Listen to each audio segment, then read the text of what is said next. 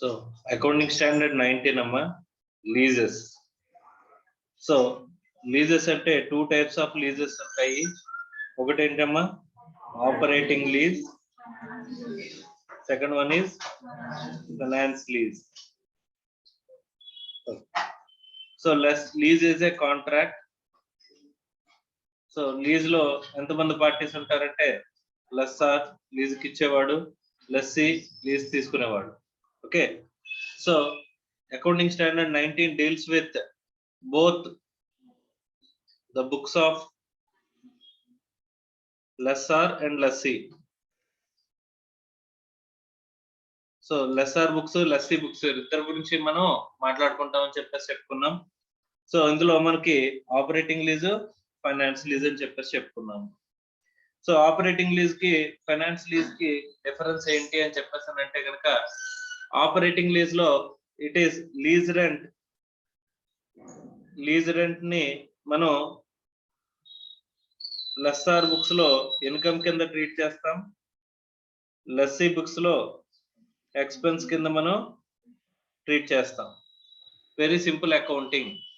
But finance lease వచ్చేసరికి it is like hire purchase.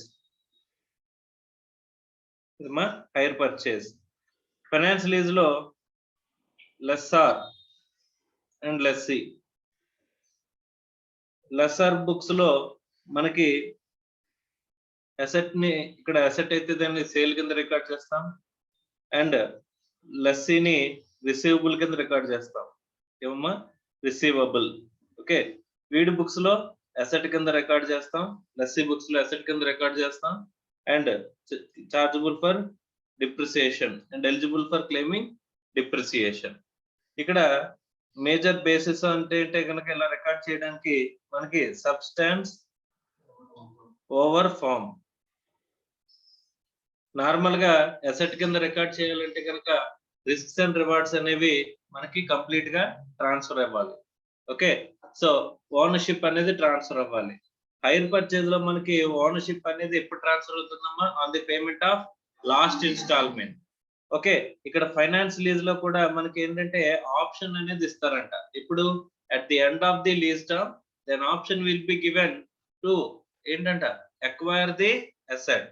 అయినా సరే సబ్స్టాన్స్ ఓవర్ ఫామ్ రూపంలో మనం ఏం చేస్తామంట, అసెట్ ని ఇనీషియల్ గానే వాడి బుక్స్ లో అసెట్ కింద రికార్డ్ చేసుకుంటాము. Okay, right. So finance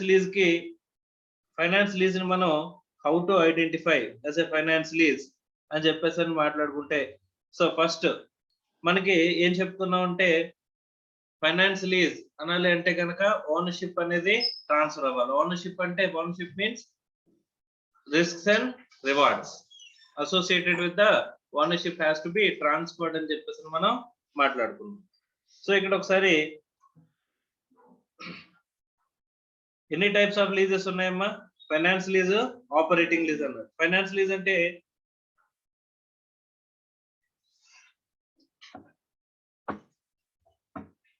so finance lease అంటే ఎలా క్లాసిఫై చేశారు చూడండి. A lease is classified as finance lease if it is transferred substantially all the risks and rewards incident to the ownership of the asset అని చెప్పేసి చెప్తున్నాడు. అంటే ఏం transfer అవ్వాలంట? ఓనర్షిప్ తో అసోసియేట్ అయిన ఓనర్షిప్ ట్రాన్స్ఫర్ అవ్వాల్సిన అవసరం లేదు. ఓనర్షిప్ తో అసోసియేట్ అయిన రిస్క్స్ అండ్ రివార్డ్స్ అనేవి ట్రాన్స్ఫర్ అయితే సరిపోతుంది అని చెప్పేసి మనకి చెప్తున్నాడు అన్నమాట. Okay, so title may or may not be eventually transferred. అంటే ఓనర్షిప్ ట్రాన్స్ఫర్ అవ్వచ్చు లేదా ట్రాన్స్ఫర్ అవ్వకపోవచ్చు. ట్రాన్స్ఫర్ అయినా లేకపోయినా మనకు సంబంధం లేదు. ఓనర్షిప్ కి అసోసియేటెడ్ గా ఉన్న రిస్క్స్ అండ్ రివార్డ్స్ అనేవి ఏమవ్వాలంట? ట్రాన్స్ఫర్ అవ్వాలి అని చెప్పేసి మనం మాట్లాడుకున్నాం. Okay, right. Next operating lease అంటే a lease classified as operating lease if it does not transfer substantially all the risks and rewards incidental to the ownership, which is simply saying which is not a finance lease. Finance lease కానిదంతా కూడా operating lease అని చెప్పేసి మనం మాట్లాడుకోవచ్చు. Is it clear or not? Right sir, ఒక lease ని finance లీజా operating లీజా అని చెప్పేసి మనం ఎలా ఐడెంటిఫై చేస్తాము అని చెప్పేసి అంటే, సింపుల్ గా ఒక 2-3 టర్మ్స్ లో మనం మాట్లాడుకోవచ్చమ్మా. ఏంటి అని చెప్పేసి అంటే గనక, substantially whole of the period, అంటే ఒక అసెట్ యూజ్ఫుల్ లైఫ్ టైం ఎంతైతే ఉంటుందో ఆ యూజ్ఫుల్ లైఫ్ టైం అంతా కూడా లీజ్ లో కవర్ అయిపోయింది అనుకోమ్మా. Substantial period or useful life, substantial period కంటే యూజ్ఫుల్ లైఫ్ అనేది ఎందులో కవర్ అవ్వాలంట, లీజ్ లో కవర్ అయిపోయింది అనుకోమ్మా. దాన్ని మనం ఏమని చెప్పొచ్చు, ఫైనాన్స్ లీజ్ అని చెప్పొచ్చు. ఎందుకంటే అసెట్ ఉపయోగపడినంత కాలం ఎవరి దగ్గర ఉంది, లెస్సీ దగ్గరే ఉంది. ఓకే, అది లెస్సార్ది, ఆ అసెట్ ఎంతవరకు అయితే ఉపయోగపడుతుందో అంతవరకు కూడా లెస్సీ దగ్గరే ఉండిపోయింది. ఓకే, ఆ తర్వాత ఓనర్ వాటికి ఏం చేస్తాం, option will be given to purchase the asset. Okay, అలాగే at the end of the lease term,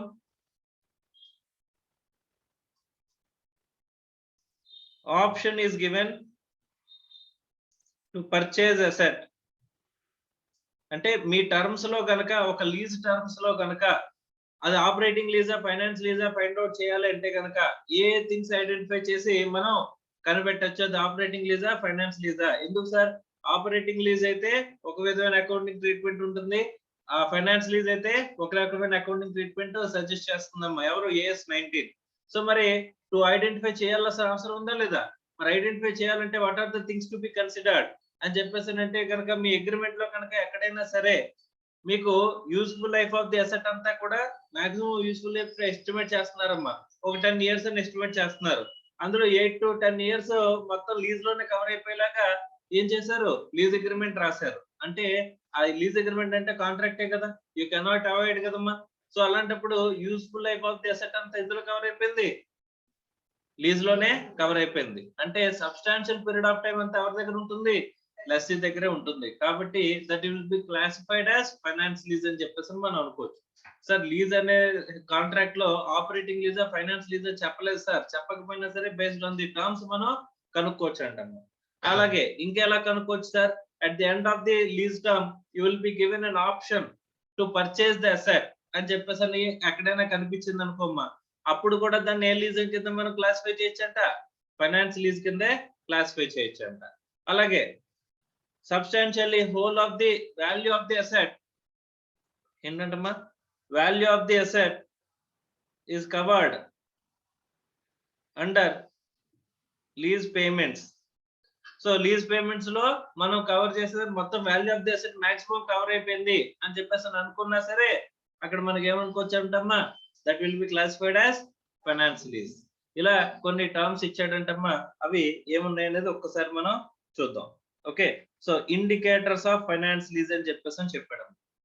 అమ్మా ఇండికేటర్స్ అని ఎందుకు చెప్తున్నాం అంటే అగ్రిమెంట్ లో మనం ఈ టర్మ్స్ కనుక ఎక్కడైనా కనిపిస్తే ఆటోమేటిక్ గా the lease is classified as finance lease అని చెప్పేసి మనం మాట్లాడుకోవడానికి. అర్థమైందా, రైట్ సార్. ఫైనాన్స్ లీజ్ అయితే ఆపరేటింగ్ లీజ్ అయితే ఏంటి, ఆపరేటింగ్ లీజ్ కి సెపరేట్ అకౌంటింగ్, ఫైనాన్స్ లీజ్ కి సెపరేట్ అకౌంటింగ్ అని చెప్పేసి మనకి ఉంది. So the lease transfer ownership of the asset to the lessee by the end of the lease term. అంటే end of the lease term కి ownership ఖచ్చితంగా transfer చేస్తాడు అని చెప్పేసి ఉంటే దాన్ని మనం డైరెక్ట్ గా ఏం తీసుకోవచ్చు, ఫైనాన్స్ లీజ్ అనుకోవచ్చు. Next the lessee has an option to purchase, direct గా అసెట్ ట్రాన్స్ఫర్ చేస్తాడని లేదు, మీకు ఆప్షన్ ఉంది, అది మీరు ఎక్స్చేంజ్ చేయొచ్చు చేయకపోవచ్చు కానీ ఆప్షన్ ఉంది. Okay, at a price which is expected to be sufficiently lower than the fair value at the end of the day, at the date option becomes exercisable such that the inception of the lease is reasonably certain that the option will be exercised. అంటే మనకి option అనేది ఇచ్చిన direct గా ownership transfer అయిపోతుందని clear గా agreement లో రాసేసాడన్నా finance లీజే. At the end of the period లో మీకు ఆప్షన్ అంటూ ఉంటుంది, ఆ రోజున ఫెయిర్ మార్కెట్ వాల్యూ కంటే తక్కువకో ఫెయిర్ మార్కెట్ వాల్యూకో మీరు కావాలంటే ఎక్సర్సైజ్ చేయొచ్చు, ఏంటి కొనుక్కోవడానికి. ఆ రోజునున్న ఫెయిర్ మార్కెట్ వాల్యూకి మీరు కొనుక్కునే ఆప్షన్ అనేది మీ దగ్గర ఉంటుంది అని చెప్పేసి అని ఉంటే కనుక దాన్ని కూడా ఏ లీజ్ కింద మనం క్లాసిఫై చేయొచ్చు అంట. So that is also an indicator of finance lease. Sir next ఇంకేం చెప్తున్నాడమ్మా, the lease term is for the major part of the economic life of the asset even if title is not transferred. Title transfer అవ్వలేదు కానీ majority life అనేది ఎక్కడ cover అయిపోయిందంట, lease లో cover అయిపోయిందంట. అప్పుడు అలాంటి లీజ్ కూడా ఏమంటారంటమ్మా, ఫైనాన్స్ లీజ్ అనే చెప్పేసి మనం మాట్లాడుకుంటాం. At the inception of the lease, present value of the minimum lease payments amounts to least substantially all of the fair value of the leased asset. ఇక్కడ మినిమం లీజ్ పేమెంట్స్ ఏదైతే ఉంటుందో దాని present value total చేస్తే ఎంత cover అయిందంట, total leased asset యొక్క value అంతా cover అయిపోతుంది అని చెప్పేసి అంటున్నాడు. Okay sir, present value of minimum lease payments అంటే ఏంటి అనేది మనం తర్వాత చూస్తామమ్మా. ఇప్పటి వరకు ప్రెసెంట్ టర్మ్స్ వరకు ఇప్పటి వరకు మీరు ఏం గుర్తుపెట్టుకుంటారంటే లీజ్ రెంట్స్ అనేసుకోండి. Okay, so lease rents total value చూస్తే కనుక ఎందులో కవర్ అయిపోయిందంటే అంటే total value of the asset అంతా కవర్ అయిపోయింది అనుకుంటే కనుక దాన్ని కూడా ఏమంటారంటమ్మా, ఫైనాన్స్ లీజ్ అంటారంట. అర్థమైందా అమ్మా? ఇవన్నీ ఏంటి, మనకి అగ్రిమెంట్ లో ఉన్న టర్మ్స్ ని బేస్ చేసుకుని మనం అది లీజ్ ఏ లీజ్ అనేది తెలుసుకోవడం అమ్మా. ఓకే, ఒకవేళ అగ్రిమెంట్ లో క్లియర్ గా మనకి స్పెసిఫికేషన్ లేకపోతే, okay, majority of the agreements లో ఏ స్పెసిఫికేషన్ ఉండదు. లీజ్ అగ్రిమెంట్ అంటాడు కానీ అది ఆపరేటింగ్ లీజా ఫైనాన్స్ లీజా అనేది రాయరమ్మా. బై బికాస్ లా ప్రకారం అది ఆపరేటింగ్ అయినా ఫైనాన్స్ లీజ్ అయినా సరే నథింగ్ డిఫరెంట్. ఓకే, బట్ మన అకౌంటింగ్ పర్పస్ కోసం that will be classified as operating as well as finance lease. The leased asset is of a specified nature such that only lessee can use it without major modifications being made. Sir, ఇక్కడ ఈ asset ని లెస్సీకి నేను స్పెసిఫికేట్ గా అంటే lessee కోసమే తయారు చేశాను, వాడికి మాత్రమే ఉపయోగపడుతుంది, ఇంకెవరికి ఉపయోగపడదు అని చెప్పేసి అనుకుంటే ఆ లీజ్ ని కూడా ఏమనుకోవచ్చమ్మా, ఫైనాన్స్ లీజ్. ఎందుకంటే ఆ అసెట్ వాడికి తప్ప ఇంకెవరికి ఉపయోగపడదు అంట, వాడి కోసం వాడి రిక్వైర్మెంట్స్ అగెన్స్ట్ గా మనం తయారు చేసామని చెప్పేసి అనుకుంటే కనుక దాన్ని ఏమంటారమ్మా, ఫైనాన్స్ లీజ్ అని చెప్పేసి మనం మాట్లాడుకోవచ్చు. Okay, additional indicators of situations which individually or in combination could also lead to lease being classified as finance lease. ఇప్పటి వరకు మనం మాట్లాడుకున్న వాటిలో లైఫ్ అనేది కవర్ అయినా టోటల్ వాల్యూ అనేది కవర్ అయిపోయినా అది కూడా ఏమవుతుంది, ఫైనాన్స్ లీజ్ అనుకున్నాం. అందులో option will be given, option అనేది ఇచ్చిన ఫైనాన్స్ లీజ్, లేదా ఓనర్షిప్ ట్రాన్స్ఫర్ అయిపోతుందని డైరెక్ట్ గా చెప్పిన ఫైనాన్స్ లీజ్. అలాగే మీకోసమే అంటే లస్సీ కోసమే స్పెసిఫిక్ గా నేను తయారు చేసి అసెట్ ఇచ్చాను అన్నా సరే ఏమంటున్నాడమ్మా, ఫైనాన్స్ లీజ్. అర్థమైందా? ఇవి ప్రైమరీ ఇండికేటర్స్. కొన్ని అడిషనల్ ఇండికేటర్స్ కూడా చెప్తున్నాడమ్మా, అవేంటి చూద్దాం. If the lessee can cancel the lease and the lessor loses the associated with the cancellation or borne by the lessee అని చెప్పేసి అని అంటున్నాడు. Okay, if the lease can cancel the lessee can cancel the lease and lessor loses the associated with the cancellation or borne by the lessee అని చెప్పేసి అంటున్నాడు. అంటే లెస్సీకి cancellation కి right ఉన్నట్ట లేనట్ట. ఒకవేళ క్యాన్సిల్ చేసుకుంటే కనుక లెస్సీ కంప్లీట్ గా అక్కడ ఎవరు ఇది అవుతున్నారంటమ్మా, లెస్సీ పాయింట్ ఆఫ్ వ్యూలోకి వెళ్ళిపోతుందని చెప్పేసి అన్నా సరే మనకి ఏంటంటే అది ఫైనాన్స్ లీజే. ఎందుకంటే మెజారిటీ రైట్స్ ఎవరికి ఇస్తున్నారు, అక్కడ లెస్సీకి ఇస్తున్నారు. అంటే ఇక్కడ ఏమవుతుంది, finance lease. If gain or losses from the fluctuations in the residual value accrue to the lessee, అంటే రెసిడ్యువల్ వాల్యూలో ఇంక్రీజ్ ఆర్ డిక్రీజ్ అనేది ఎవరికి చెందుతుంది, లెస్సీకి చెందుతుంది అని చెప్పేసి అన్నా సరే అది కూడా ఏమవుతుందమ్మా, ఫైనాన్స్ లీజే అవుతుందంట. If the lessee can continue the lease for a secondary period for a rent which is substantially lower than the market rent, అంటే మనం కావాలనుకుంటే లీజ్ ని ఎక్స్టెండ్ చేసుకోవచ్చు, బట్ ఆ రెంట్ ఎలా ఉందంటమ్మా, ఫెయిర్ వాల్యూ కంటే తక్కువ ఉంది అని చెప్పేసి అనుకున్నా సరే దాన్ని కూడా మనం దేని కింద తీసుకోవచ్చంట, ఫైనాన్స్ లీజ్ కింద తీసుకోవచ్చంట. అర్థమైందా? ఇవన్నీ కూడా indicators of the A lease అమ్మా, ఫైనాన్స్ లీజ్. అంటే లీజ్ కాంట్రాక్ట్ లో మనకి ఫైనాన్స్ లీజ్ అంటే ఎలా ఇండికేట్ చేస్తామనే పాయింట్ ని మాట్లాడుకుందాం. అర్థమైందా? ఫైనాన్స్ లీజ్ అంటే క్లాసిఫై చేయగలరా చేయలేరా అంటే ఒక లీజ్ అగ్రిమెంట్ తీసుకుని చూస్తే మీరు ఇప్పుడు ఫైనాన్స్ లీజ్ ని ఐడెంటిఫై చేయగలరా చేయలేరమ్మా. ఒకవేళ ఈ ఇండికేటర్స్ ద్వారా ఫైనాన్స్ లీజ్ ని క్లాసిఫై చేయలేకపోతే అప్పుడు అదేమవుతుందమ్మా, ఆపరేటింగ్ లీజ్. అర్థమవుతుందా? సో మీ బుక్స్ లో మీరు ఎలా అకౌంట్ ఫర్ చేయాలి అనేది దేని బేస్ చేసుకుని ఉంటుంది, ఆపరేటింగ్ లీజా ఫైనాన్స్ లీజా అనేది దాన్ని బేస్ చేసుకుంది. ఓకే, ప్రైమరీగా అకౌంటింగ్ స్టాండర్డ్ 19 వచ్చేసరికి ఎవరికి అప్లికబుల్ అవుతుంది, ఎవరికి అప్లికబుల్ కాదు. అనేది ఒకసారి చూద్దాం. The standard applies to all leases. Very very important. A leases కి అప్లికబుల్ అవుతుందంటమ్మా? అన్ని లీజెస్ కి అప్లికబుల్ అవుతుందంట. ఎక్సెప్ట్ అదర్ దాన్ అంటే వీళ్ళకి తప్ప అని చెప్పేసింది. అంటే ఇది నెగిటివ్ లిస్టా కాదమ్మా? ఏంటిది? Negative list. అంటే వీళ్ళకి అప్లికబుల్ కాదు అని చెప్పేసి మనకి చెప్తున్నట్టు. Lease agreements to explore for use or natural resources such as oil, gas, timber, metals and other mineral rights. Sir extraction కి ఇప్పుడు ఐరన్ ఓర్ మైనింగ్ ఉంటుందమ్మా. ఐరన్ ఓర్ మైనింగ్ కి నేను గనులు లీజ్ తీసుకుంటాను. ఓకే, ఐరన్ ఓర్ వాళ్ళు ఎంతవరకు extent వరకు నాకు డిక్ చేసుకోవచ్చో చెప్తారమ్మా. అక్కడి వరకు మాత్రమే నేను ఐరన్ ఓర్ ఎక్స్ట్రాక్షన్ అనేది చేయాలి. ఆ లీజ్ టర్మ్ అయిపోయిన తర్వాత ఆ లీజ్ గనులన్నీ ఎవరికి వెళ్ళిపోతాయి? మళ్ళీ గవర్నమెంట్కి వెళ్ళిపోతాయమ్మా. ఓకే, సో గవర్నమెంట్ మనకి లీజ్ కి ఇస్తుంది. ఆ ఎక్స్ట్రాక్షన్ మనం చేసుకుంటాము, దానికి కొంత అమౌంట్ పే చేస్తాం. ఎక్స్ట్రాక్షన్ మనం చేసుకుంటాము, తర్వాత మళ్ళీ ఆ టర్మ్ అయిపోయిన తర్వాత గవర్నమెంట్ కి ఆ ల్యాండ్స్ అన్ని కూడా వెళ్ళిపోతాయి అన్నమాట. ఓకే, సో అలాంటి లీజెస్ ని ఏమంటారంటే ఇక్కడ మినరల్ ఎక్స్ట్రాక్షన్స్ కి oil, gas, timber, metals, mineral rights ఇలాంటివి ఎక్స్ట్రాక్షన్ కి లీజ్ కి తీసుకుంటారు కదా ల్యాండ్స్ ని, అవి ఎక్కడ కవర్ అవ్వంట? AS 19 does not deals with అని చెప్పేసి చెప్తున్నాడు అమ్మా. అర్థమైందా? అన్ని లీజెస్ కి అప్లికబుల్ అవుతుంది కానీ స్పెసిఫిక్ గా కొన్ని లీజెస్ కి అప్లికబుల్ కాదంటున్నాడు. అవి ఈ లీజెస్ అంట. Licensing agreements for items such as motion picture films, video recordings, place, manuscripts, patents and copy rights. Right, ఇప్పుడు మనకి ఒక ఫిల్మ్ తీశారనుకోమ్మా, ఆ ఫిల్మ్ మీద కంప్లీట్ రైట్స్ అనేవి ఎవరికి ఉంటాయి? ప్రొడ్యూసర్ కు ఉంటాయమ్మా. ఓకే, సో వాడు ఏం చేస్తాడంటే సమ్ 1 వీక్ లీజ్ కి, 2 వీక్స్ లీజ్ కి వాడు లీజ్ టర్మ్స్ కి ఇస్తాడమ్మా. ఓకే, తర్వాత మళ్ళీ కాపీరైట్ అనేది ఎవరికి వచ్చేస్తుంది? ఆ రైట్ అనేది టోటల్ గా ప్రొడ్యూసర్ దగ్గర ఉంటది.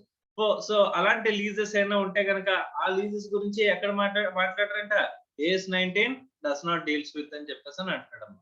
ఓకే, సో టోటల్ గా ఈ సినిమాటోగ్రఫీ, ఈ ఫిల్మ్స్ అనేవి టోటల్ గా డిఫరెంట్ సబ్జెక్ట్. కానీ అందులో first primary right is going to be given to producer. Producer will give a lease rights. Okay, for the అంటే exhibition of the film. For the exhibition of the film అనేది 1 week కి, 2 weeks కి, 3 weeks కి ఇలాగా weekly ఇస్తాడమ్మా. So అలాంటి leases గురించి ఇక్కడ మనం మాట్లాడుకోవట్లేదంట. ఓకే, తర్వాత lease agreements to use lands ని యూజ్ చేసుకోవడానికి మనం లీజ్ అగ్రిమెంట్స్ కి ఇస్తే కనుక ఆ లీజెస్ కూడా ఇక్కడ కవర్ అవ్వవు. Okay, right sir. ఇప్పుడు నేను కౌలుకి ఇస్తారమ్మా, అగ్రికల్చర్ ల్యాండ్స్ ని, ఫార్మ్ ల్యాండ్స్ ని కౌలుకి ఇస్తారు కదా. సో ఓనర్ ఒకటి ఉంటాడు, వాడు కౌలుకి ఇస్తూ ఉంటాడు. సో అవి ఇక్కడ కవర్ అవుతాయి సార్ అంటే it is not going to be covered.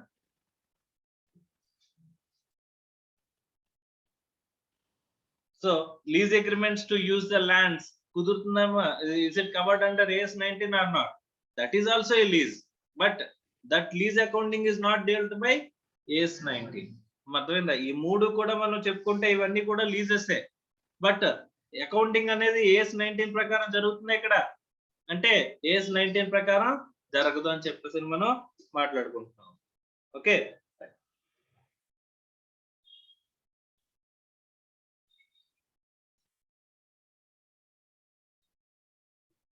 So మనం ప్రతి స్టాండర్డ్ లోని ఏమేమి మాట్లాడుకుంటామని చెప్పేసి చెప్పుకున్నామమ్మా? Recognition, measurement,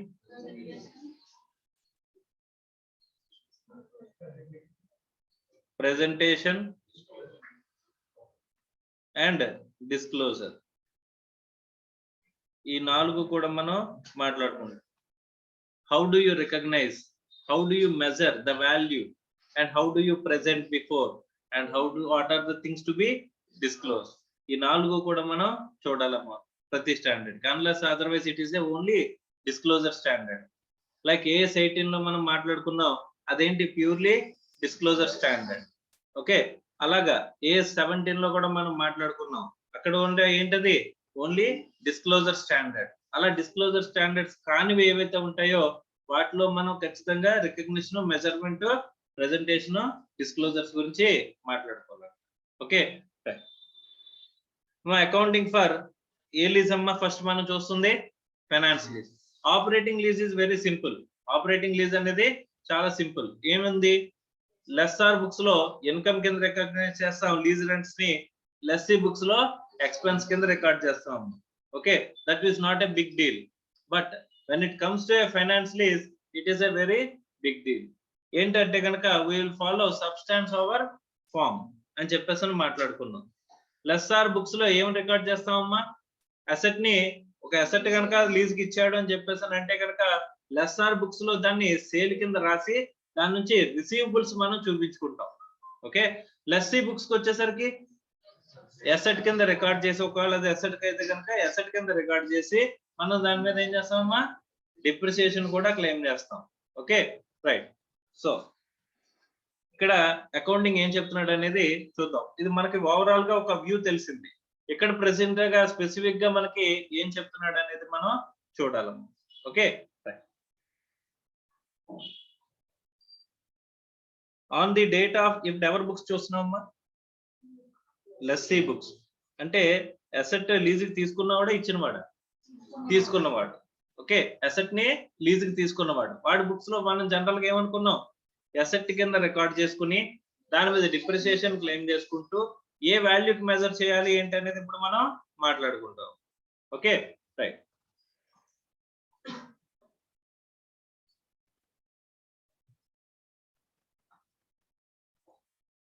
From the following accounting treatment of finance leases in the books of lessee anadamma, on the date of inception of the lease, lessee should show it as an asset and corresponding liability.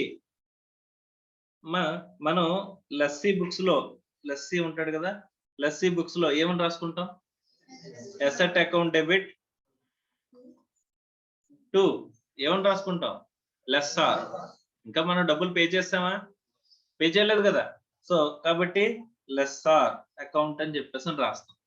అంటే will create N asset and will create a liability. అది double entry సిస్టమే కదమ్మా మనం follow అయ్యేది. Double entry system లో మనకి matching concept లో వెళ్ళాలి అంటే కనుక ఖచ్చితంగా ఒక అసెట్ క్రియేట్ అయితే ఏమవ్వాలి, ఆటోమేటిక్ గా ఒక లయబిలిటీ క్రియేట్ అవ్వాలి. అంతేనా, yes or no? So sir ఇక్కడ హౌ, ఫర్ విచ్ వాల్యూ, ఇక్కడ ఏ వాల్యూకి మనం రికగ్నైజ్ చేయాలి, ఏ వాల్యూకి మెజర్ చేయాలి, asset liability చూపించాలన్నారు.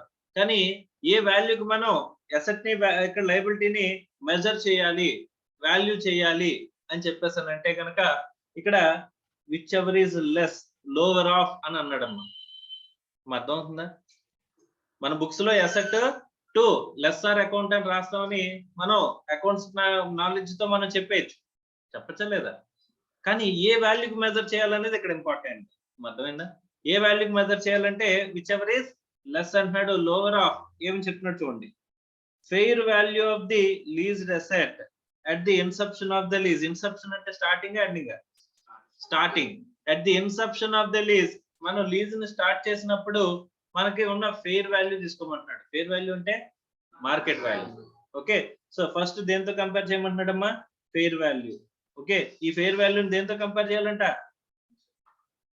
At the inception of the lease అంటే అసలు లీజ్ స్టార్ట్ అయినప్పుడు ఉన్న ఫెయిర్ వాల్యూ తీసుకోమంటున్నాడు. లీజ్ స్టార్టింగ్ రోజు, ఈ రోజు స్టార్ట్ చేశారంటే ఈ రోజునున్న మార్కెట్ వాల్యూ తీసుకోమంటున్నాడు. ఆ వాల్యూని పక్కన పెట్టుకోమంటున్నాడు. దాన్ని దేంతో కంపేర్ చేయమంటున్నాడు చూడండి, present value of minimum lease payments from the stand point of view of the lessee. Okay, so present value calculated with the discount rate equals to the interest rate implicit to the lease, if this practicable to determine, if not as a lease incremental borrowings rate should be used. ఇది తర్వాత మాట్లాడుకుందాం. కానీ first ఏ point of view లో అంటున్నాడమ్మా, lessee point of view లో, lessee point of view లో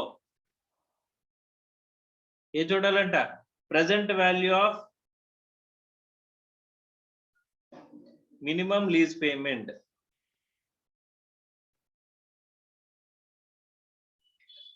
okay sir, ఇక్కడ మనం ఏం నేర్చుకోవాలమ్మా,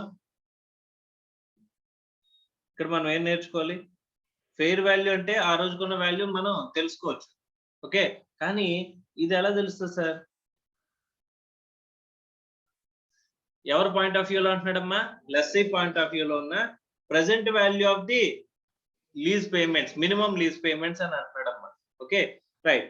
మనం లీజ్ రెంట్స్ ఏదైతే ఫిక్స్ చేస్తామో అగ్రిమెంట్ లో 5 years కి లీజ్ రాసామనుకోమ్మా, ఇలా 5 years కి మనం లీజ్ రాస్తే కనుక ఎవ్రీ ఇయర్ మనం ఎంత లీజ్ అనేది పే చేయాలని చెప్పేసి, లీజ్ రెంట్ పే చేయాలని చెప్పేసి ఉంటుందా ఉండదా? Yes or no? సో అవన్నీ కూడా ఫ్యూచర్ వాల్యూసా ప్రెసెంట్ వాల్యూసా? Future values. ఓకే, కానీ ఇక్కడ ఏమడుగుతున్నాడమ్మా? Present values. అంటే ఇప్పుడు మనం 0 year లో ఉన్నాం, లీజ్ కి ఇచ్చాం. ఈ ఇయర్ లో ఉన్న ఫెయిర్ వాల్యూ తీసుకుంటాం. ఈ రోజున ఇంకా లీజ్ స్టార్ట్ అవ్వాల, lease inception of the lease అంటే 0 year లో. ఈ ఫెయిర్ వాల్యూని దేంతో కంపేర్ చేయమంటున్నాడమ్మా? ప్రతి ఇయర్ ఫస్ట్ ఇయర్ రెంట్ కి, సెకండ్ ఇయర్ రెంట్ కి, థర్డ్ ఇయర్ రెంట్ కి, ఫోర్త్ ఇయర్ రెంట్ కి, ఫిఫ్త్ ఇయర్ రెంట్ కి మీరు పే చేసే లీజ్ రెంట్స్ ఉంటాయి కదమ్మా, వాటిని ఏం చేయాలంట? Bring it to present values. ఏం చేయాలంటమ్మా? Bring them to present values. Okay, so అన్నిటినీ కూడా ప్రెసెంట్ వాల్యూస్ తీసుకొచ్చి వాటిని టోటల్ చేస్తే ఏమవుతుందమ్మా? That is nothing but present value of minimum lease payments. Okay, ఎవరి పాయింట్ ఆఫ్ వ్యూలో? లెస్సీ పాయింట్ ఆఫ్ వ్యూలో మనకి లీజ్ పేమెంట్స్ ఏవైతే ఉన్నాయో మనకి ఫ్యూచర్ వాల్యూస్ తెలిస్తే ప్రెసెంట్ వాల్యూ తీసుకురావడానికి మనం ఏం అప్లై చేస్తాం? డిస్కౌంటింగ్. ఏమంటారమ్మా? డిస్కౌంటింగ్. అదే ప్రెసెంట్ వాల్యూ తెలిస్తే దాన్ని ఫ్యూచర్ వాల్యూ తీసుకెళ్ళడానికి కాంపౌండింగ్. ఓకే, కాంపౌండింగ్ ఫార్ములా ఏంటి? 1+r⁴n. అంతే కదా? Simple mathematics. Simple interest, compounding interest ఉంటది కదమ్మా. కాంపౌండింగ్ అంటే 1+r⁴n. అంటే ప్రెసెంట్ వాల్యూని ఫ్యూచర్ వాల్యూ తీసుకెళ్లాలంటే, ఈ ఫ్యూచర్ వాల్యూస్ ని మనం ప్రెసెంట్ వాల్యూస్ తీసుకెళ్లాలంటే ఏం చేయాలి? 1/1+r⁴n. అంటే దీన్ని ఏమంటాం? డిస్కౌంటింగ్. ఏమంటావమ్మా? డిస్కౌంటింగ్. ఇక్కడ మనం ఈ మినిమం లీజ్ పేమెంట్స్ అనేవి ఏవైతే మనం కనుక్కుంటే, ఓకే, ఎవరి పాయింట్ ఆఫ్ వ్యూలో కనుక్కోవాలంట? లెస్సీ పాయింట్ ఆఫ్ వ్యూలో కనుక్కుంటే ఆ తర్వాత వాటిని ఏం చేస్తాం? డిస్కౌంటింగ్ చేస్తాం. ఏ రేట్ దగ్గర డిస్కౌంటింగ్ చేయాలి అనేది ఇంపార్టెంట్. ఇక్కడ ఆర్ అంటే ఏంటి? R is equals to implicit rate అంటాడమ్మా. ఏంటది? ఇప్పుడు మనం ఏమేమి నేర్చుకోవాలనేది మనం ఫస్ట్ ఐడెంటిఫై చేసుకుంటున్నాం. ఆ తర్వాత వాటిని డెఫినిషన్స్కి వెళ్ళి ఒక్కొక్కటిగా ఐడెంటిఫై చేసుకుంటాం. మరి మీకు అర్థం అవుతుందా? సో మనం ఒక్కొక్కటిగా ఐడెంటిఫై చేసుకోవాలంటే ఫస్ట్ ఆఫ్ ఆల్ మనం ఏమేమి తెలుసుకోవాలి అని చెప్పేసానంటే, ఫస్ట్ ఎవరి పాయింట్ ఆఫ్ వ్యూలో? లెస్సీ పాయింట్ ఆఫ్ వ్యూలో మినిమం లీజ్ పేమెంట్స్ అని ఏదైతే అంటున్నాడో ఆ మినిమం లీజ్ పేమెంట్స్ తెలుసుకోవాలి. So first I will list out ఏమేమి తెలుసుకోవాలని చెప్పేసాను. ఏంటమ్మా? మినిమం లీజ్ పేమెంట్స్ ఎవరి పాయింట్ ఆఫ్ వ్యూలో? లెస్సీ పాయింట్ ఆఫ్ వ్యూలో తెలుసుకోవాలి. నెక్స్ట్, సో ఈ ఫ్యూచర్ వాల్యూస్ ని ప్రెసెంట్ వాల్యూ తీసుకురావాలంటే డిస్కౌంటింగ్ అనేది మీకు తెలుసు, కానీ డిస్కౌంటింగ్ ఏ రేట్కి చేయాలి? 1/1+r⁴n అయ్యాలని తెలుసు. ఇక్కడ లీజ్ పేమెంట్స్ మీకు తెలిసిందనుకోమ్మా, మల్టిప్లైడ్ బై ఏం చేస్తారు? ఆ డిస్కౌంటింగ్ రేట్ 1/1+r⁴n వేస్తారు కదమ్మా, అవునా కదా? సో ఫస్ట్ ఇయర్ ని మనం తీసుకురావాలంటే, ఫస్ట్ ఇయర్ లో ఉన్న వాల్యూని 0 year తీసుకురావాలంటే ఏం చేయాలి? 1/1+r⁴1. ఇక్కడ సెకండ్ ఇయర్ ని 1/1+r⁴2. అలా థర్డ్ ఇయర్ ని 1/1+r⁴3. అంతే కదమ్మా. ఆర్ అంటే ఏంటో తెలుసుకుంటే సరిపోద్ది కదా. ఆర్ అంటే ఏంటో తెలుసుకుంటే minimum lease payments first point లో తెలుసుకుంటున్నాం కాబట్టి ఇంటూ ఆ డిస్కౌంట్ రేట్ కి డిస్కౌంట్ చేసేస్తే మనకి ఏమొస్తుంది? వాటిని సమ్అప్ చేస్తే present value of future lease payments అనేది వస్తుంది. దాన్ని దేంతో కంపేర్ చేస్తాం? ఆ రోజున్న ఫేర్ వాల్యూతో కంపేర్ చేస్తాం. ఆ రెండిట్లో ఏది తక్కువ అయితే, ఇక్కడ minimum whichever is less అన్నాడమ్మా. ఏమన్నాడు? Whichever is less. దాన్ని లోవర్ ఆఫ్ అని స్టార్ట్ చేశాడు. అంతేనా? విచ్ ఎవర్ ఈజ్ లెస్ అన్నా లోవర్ ఆఫ్ అన్నా ఒకటే కదా. సో లోవర్ ఆఫ్ ఈ రెండిట్లో ఏది తక్కువ ఆ వాల్యూ దగ్గర మనం ఏం చేస్తాం? అసెట్ ని అదే వాల్యూ దగ్గర లయబిలిటీని మనం క్రియేట్ చేస్తాం.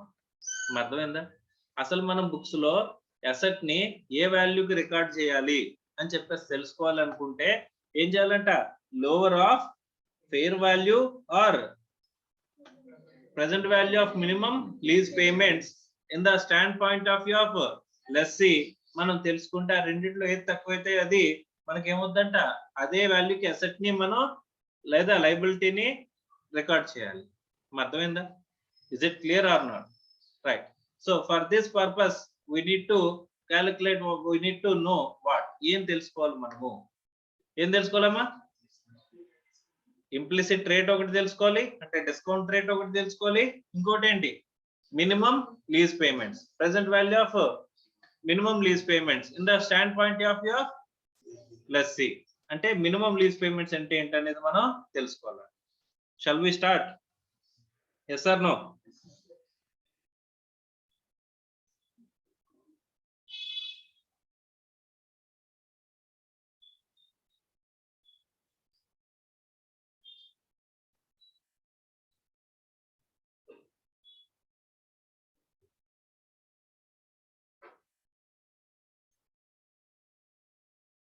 సో ఇక్కడ డెఫినేషన్స్ లో మనకి ఏమి ఇచ్చాడంటమ్మా?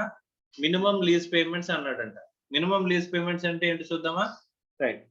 Minimum lease payments are the payments over the lease term that lessee is or can be required to make excluding contingent rent, costs for the services and taxes to be paid by the reimbursed to the lessor together with, in case of lessee, any residual value guaranteed by or on behalf of the lessee, or in case of lessor, any residual value guaranteed to the lessor by or on behalf of the lessee or by independent third party financial capable of meeting this guarantee అని చెప్పేసి అన్నాడు. Sir ఒక్క ముక్క అర్థం కాలేదు, అది చెప్పుకోవడానికి నేను ఉన్నా. Okay right. సో ఇక్కడ మినిమం లీజ్ పేమెంట్స్,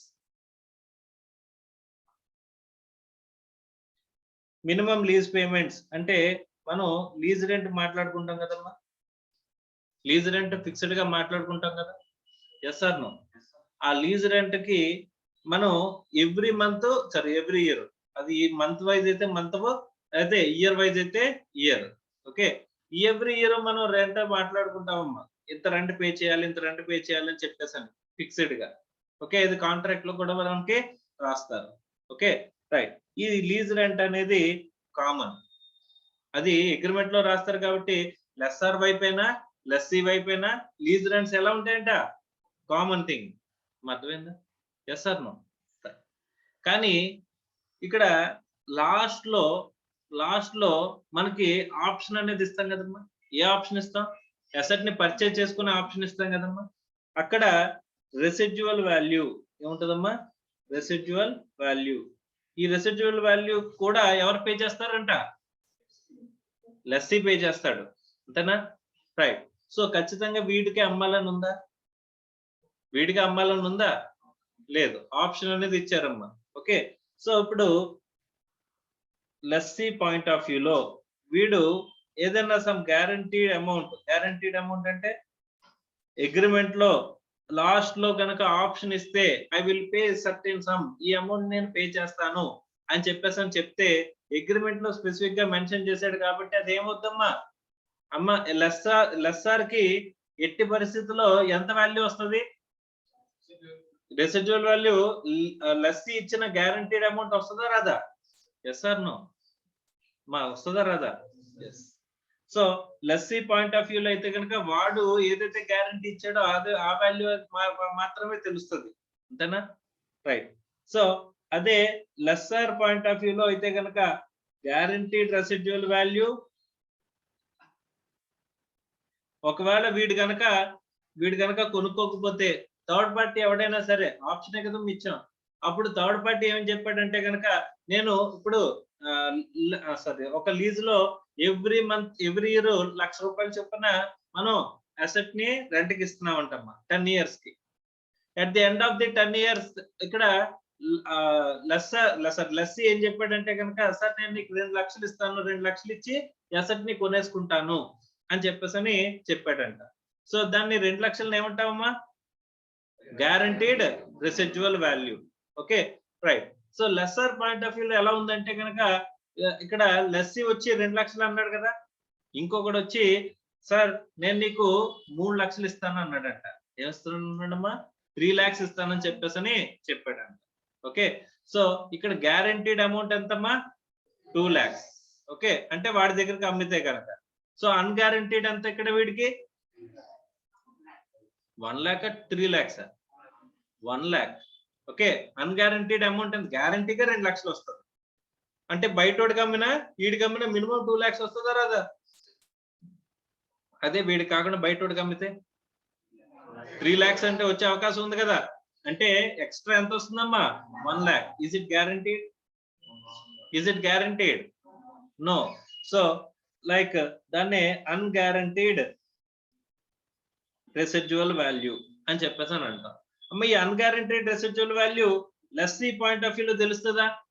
లెస్సీకి తెలుస్తుందా? ఓన్లీ లెస్సర్కే తెలుస్తుందా? ఓన్లీ లెస్సర్కే తెలుస్తుంది అంట. అర్థమైందా? సో వెన్ యూ అంటే మినిమం లీజ్ పేమెంట్స్ అని చెప్పేసి మనం ఐడెంటిఫై చేసేటప్పుడు అంట what needs to be considered is total lease term లో కవర్ అయ్యే లీజ్ రెంట్స్ తీసుకోవాలంట, అలాగే రెసిడ్యువల్ వాల్యూని కూడా మనం తీసుకోవాలంట. ఓకే, ఇప్పుడు చెప్పండి లీజ్ టర్మ్ లో అసలు లెస్సీ పాయింట్ ఆఫ్ వ్యూలో మనం ఏమేమి చూడగలుగుతాం అంటే what are the lease rents లో కవర్ అయినాయి అని చెప్పేసి మనం అగ్రిమెంట్ లో కవర్ అయిందని ఏమేమి చెప్పగలుగుతాం అమ్మా? ఎవ్రీ ఇయర్ వచ్చే లీజ్ రెంట్స్, లాస్ట్ ఇయర్ లో వచ్చే ఏ residual value, guaranteed residual value మాత్రమే. ఎవరు గ్యారంటీ ఇచ్చింది? లెస్సీ గ్యారంటీ ఇచ్చింది. అర్థమైందా? రైట్. ఇక్కడ లెస్సర్ పాయింట్ ఆఫ్ వ్యూలో మినిమం లీజ్ పేమెంట్ అంటే ఏముంటాయమ్మా? ఎవ్రీ ఇయర్ వచ్చే లీజ్ రెంట్స్ అండ్ లాస్ట్ లో రెసిడ్యువల్ వాల్యూ. ఏ residual value? Guaranteed residual value plus unguaranteed residual value. అర్థమైందా? So minimum lease payments point of వ్యూలో గ్యారంటీడ్ రెసిడ్యువల్ వాల్యూ కూడా plus unguaranteed residual value కూడా తీసుకోవాలంట. ఎవరి పాయింట్ ఆఫ్ వ్యూలో? లెస్సార్ పాయింట్ ఆఫ్ వ్యూలో. అర్థమైందా? ఎక్కడైనా సరే మనకి తర్వాత ప్రొవిజన్స్ లో మనకి లెస్సార్ పాయింట్ ఆఫ్ వ్యూలో minimum lease payments, lessee point of వ్యూలో మినిమం లీజ్ పేమెంట్స్ అని చెప్పేసి డిఫరెన్షియేటెడ్ గా ఇచ్చాడు అంటే కనుక what are the things to be considered is every year వచ్చే lease payments plus guaranteed residual value in the point of view of lessee, guaranteed plus unguaranteed residual value in the point of view of lessor. అర్థమైందా? అంటే minimum lease payments is deferred in the point of view of lessee, in the point of view of lessor. అర్థమైందా? Is it clear or not? Right. Sir ఈ second part బాగానే అర్థమైంది sir. Lesser point of view లోని lessee point of view లో ఉన్న guaranteed అన్గ్యారంటీడ్ residual values మాకు అర్థమైంది. కానీ ఈ పైన పేర అర్థం కాల. పైన పేర చెప్పానా నేను? అసలు చెప్పలేదు కదమ్మా. ఇప్పుడు మనం దాని గురించి మాట్లాడు. ఓకే, సో ఇప్పుడు ఏమంటున్నాడు ఒకసారి చూడండి. Minimum lease payments are payments over the lease term. ఇది వరకు ఇక్కడ వరకు అర్థమైందమ్మా. లీజ్ టర్మ్ లో మనం టోటల్ గా ఓవర్ ద పీరియడ్ మనకి పేమెంట్స్ ఎలా కవర్ అవుతాయో అవన్నీ కూడా ఏమంటున్నాడమ్మా?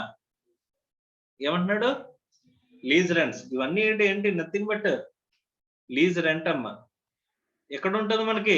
అగ్రిమెంట్ లో ఉంటుంది. Okay, are the payments over the lease term that the lessee is or can be required to make. అంటే ఖచ్చితంగా వాడు పే చేస్తాను అని చెప్పినవి అవేంటమ్మా? Lease rents. దాన్ని ఏమంటాం? Lease rents. ఓకే, ఎక్స్క్లూడింగ్ ఏ రెంట్ అంటున్నాడమ్మా? Contingent rent. కాంటింజెంట్ రెంట్ అంటే మీకు రెంట్ లో ఫిక్స్డ్ రెంట్ చెప్పాడు, తర్వాత కాంటింజెంట్ రెంట్ చెప్పాడు. కాంటింజెంట్ అంటే ఏంటమ్మా? జరగచ్చు, జరగకపోవచ్చు. అర్థమైందా?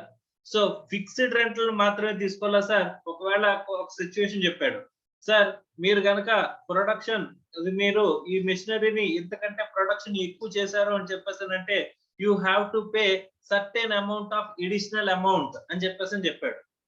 ఓకే, ఆ ప్రొడక్షన్ అంతకంటే ఇప్పుడు ప్రతి ఇయర్ 1,00,000 రూపాయలు పే చేయాలి.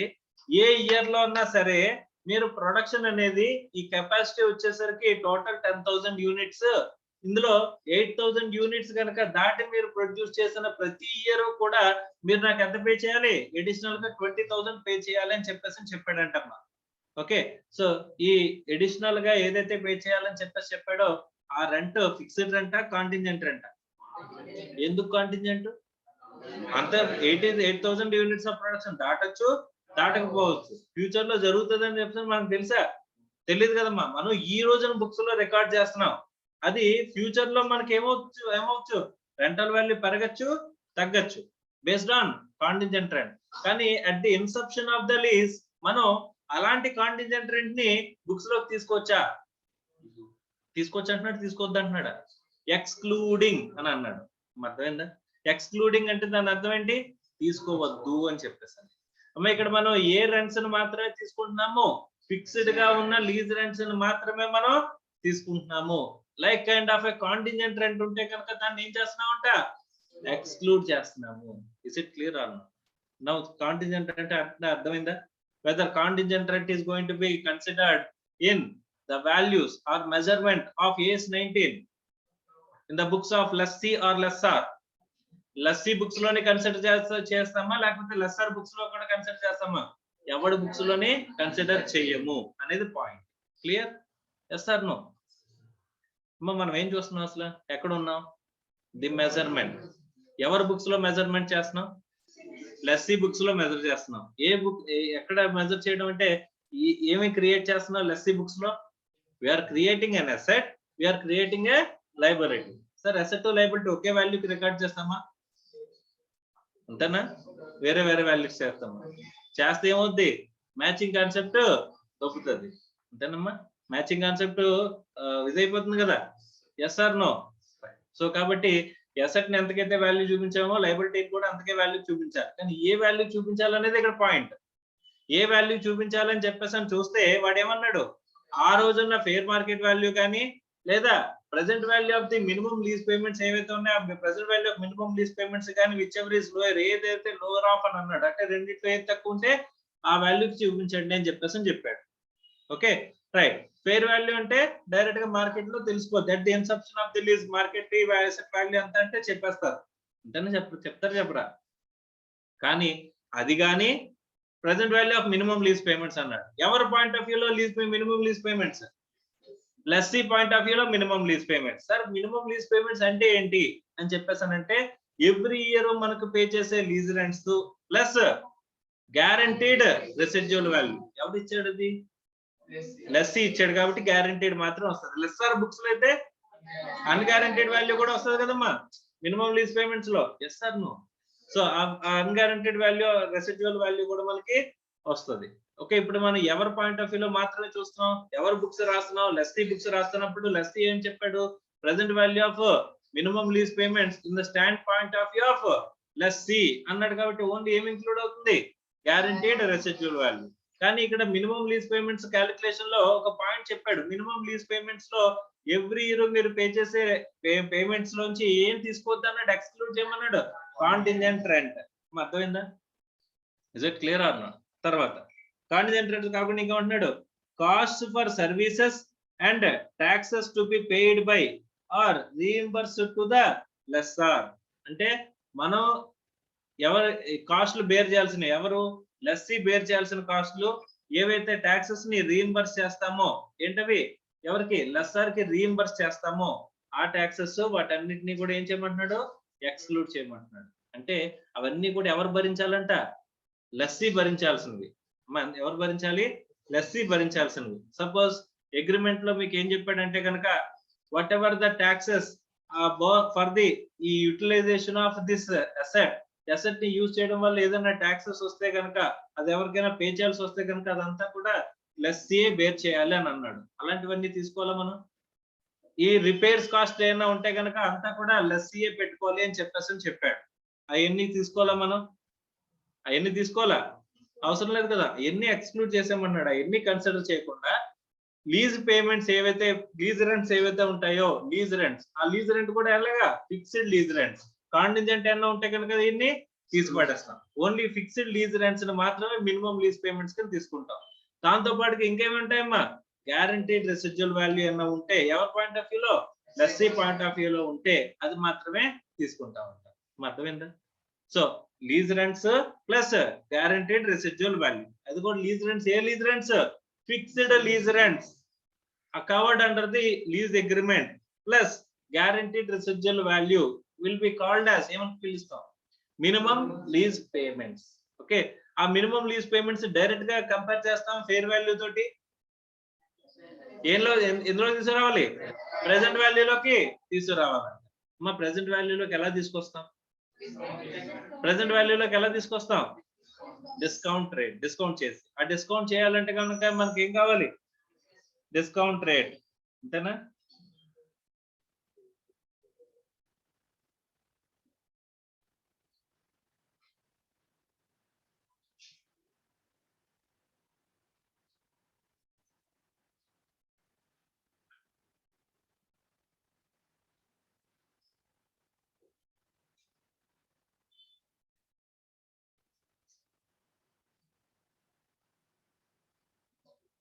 ఇప్పుడు మనం ఏం చూడాలంట, ఇంట్రెస్ట్ రేట్, అదే కదమ్మా చూడాలి. ఇప్పుడు మనకి అసెట్ ని ఏ వాల్యూకి రికార్డ్ చేయాలో తెలిసిందా, అసెట్ ఎవరి బుక్స్ లో, లెస్సీ బుక్స్ లో అసెట్ ని లయబిలిటీని ఏ వాల్యూకి రికార్డ్ చేయాలో తెలుసా తెలీదా, yes or no, yes we are well aware of it. ఏంటది, ఫెయిర్ వాల్యూ గానీ present value of minimum lease payments in the stand point of view of lessee గానీ.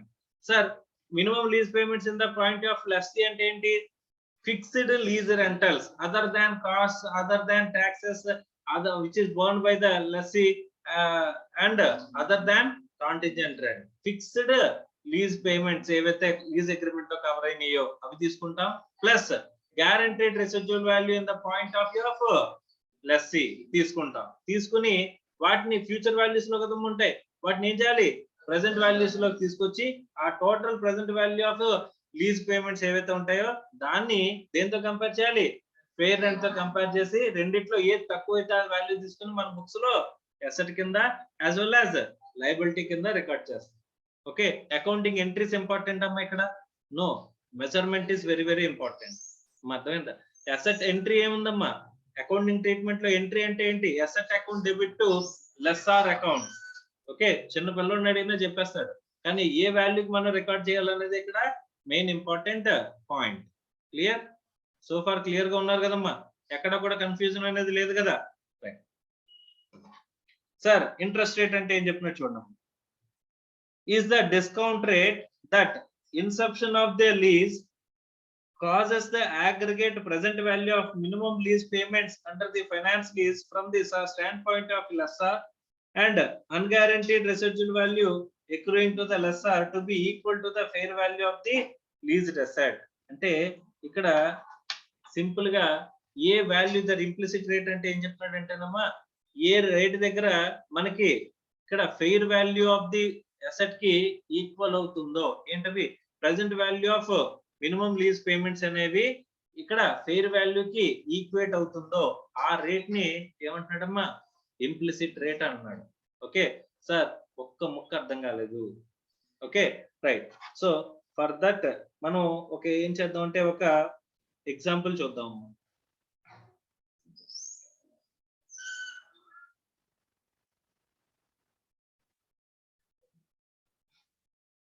ఇక్కడ మనకి ఫైనాన్షియల్ మేనేజ్మెంట్ లో ఐఆర్ఆర్ కాన్సెప్ట్ ఉంటుంది అన్నమాట. ఫైనాన్షియల్ మేనేజ్మెంట్ లో ఏముంటది, IRR, internal rate of return.